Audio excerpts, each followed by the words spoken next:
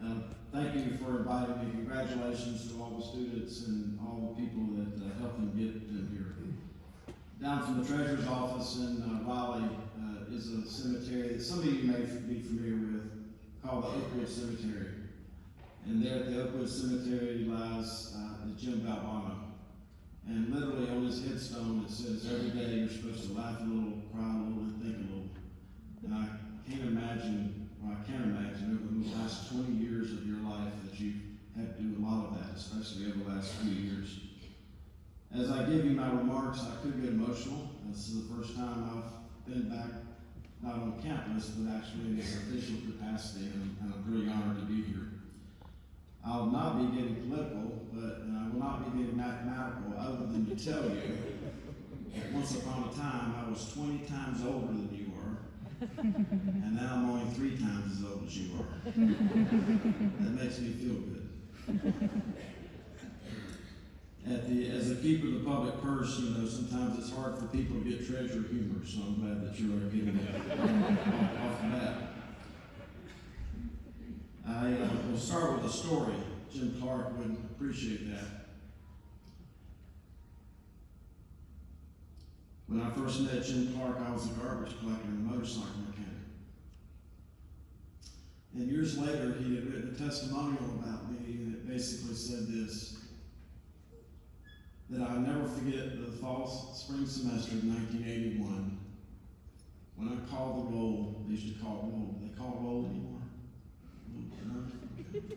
When I called the roll of my Fiction 101 class, and I looked up when the name Bill Folwell came up and saw the likes of a person that I never thought I would ever see in a college classroom. He looked like he had just crawled out of a ditch.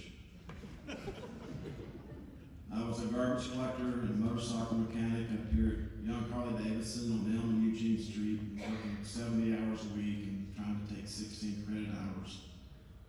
And I did look like I just crawled out of a ditch. I did bring my student ID here today, by the way.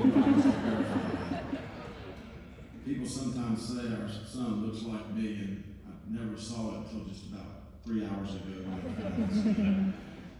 So I'll never forget the end of that testimonial. He said, Dale Folwell was often so tired that when he turned in his papers, he forgot to put his name on it. But I could always tell by the grease-stained fingerprint which one was his. Why do I mention Jim Clark? Because it doesn't matter for you graduates how handsome you are, how pretty you are, how smart you are, how fortunate you were in the life that you were born in. I will tell you that one day you will be my age. And you're going to look back and you're going to realize that you're standing on the shoulders of a hell of a lot of people. And these are but 4 people in your life. And Jim Clark was one of those but 4 individuals in my life. So the story I want to tell very briefly is a person walks into a Taco Bell and orders $100 worth of food. Now I know I look like I go to the Taco Bell a lot, but I really don't. But they tell me that's a lot of food at the Taco Bell. So the cashier asks the person ordering the food, will that be for here or to go? And the person ordering the food says, well, you don't think I'm going to eat all that here, do you? And the cashier wisely says, I don't know your life. And that's my way of telling you as I look into all of your eyes and all of your hearts today, I don't know your life either. But I do know that you're standing on the shoulders of a lot of people, including this faculty who helped you get here. And I hope that you never forget it. As I was driving through down Spring Garden Street today, I was trying to think of what I was going to say after I ordered my cone of ice cream from Yum Yums. When I attended school here, I didn't have money really to get a cone of ice cream at Yum Yums. And now I'm shocked at how much a cone of ice cream cost at Yum Yums. I walked in with $3 thinking I was going to give them a tip, and they took all $3. I'm going to have to get the kiddie cone next time. So I came down Spring Garden Street and I crossed Scott Avenue. So my mother was one of the 6 Scott sisters from Scott Avenue. She attended UNCG, but never did graduate from UNCG. But 807 Scott Avenue goes back to the Miranda Lambert song, The House That Built Me. And there's only been 2 occupants of 807 Scott Avenue since the beginning of the 19th century. My grandparents and Professor Hodgins. The only 2 people who have ever lived at 807 Scott Avenue. So in the spirit of Miranda Lambert, and she has some really wicked songs, but this is actually a good one. In the spirit of Miranda Lambert, let me just tell you about the house that built me. As I give you my remarks, just to repeat that what Jim Clark told me is that words matter. When I first started taking classes under Jim Clark, I stuttered. Jim Clark told me, "You know why you stutter, right?" And I said, "No." And he said, "Because your mind is working 4 times faster than your mouth." What a confidence builder. This is from a person who was out when I was in high school. I went to the high school guidance counselor and I asked him about taking an AP course. And the guidance counselor told me, "We think you'd be better suited applying for a job at the A&P grocery store." Think about the world of low and high expectations. Jim Clark trying to get me out of my speech impediment by telling me that my brain was working 3 times faster than my mouth could move. Sometimes it works the exact opposite these days, but at least back then. And that was such a confidence builder. I just want to tell you as I start to close my remarks, because this day is really about you, that as you go forward, I hope that many of you will take an opportunity to go back to the Wall Street Journal over the last 10 days and look at the person that built the John U. Bean Company, which is a huge bond trading firm, and the power and the importance and the emphasis that he put on building that organization based on people with the exact same kind of degree that you're graduating with. Not people from the business school like me, not accountants, not lawyers, but people like you from the fine arts who could critically think and who could communicate what they're thinking.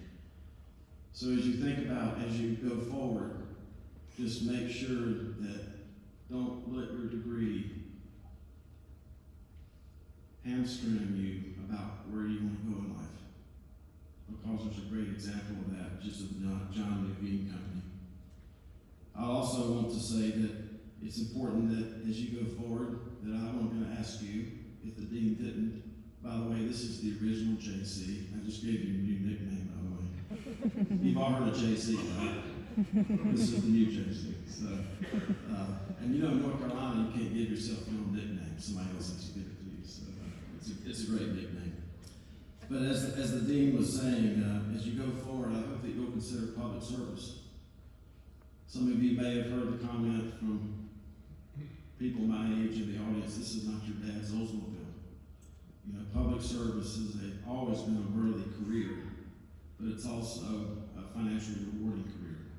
So as you go forward and you're thinking about jobs, don't forget about the job opportunities in county government, city government, or even the state government.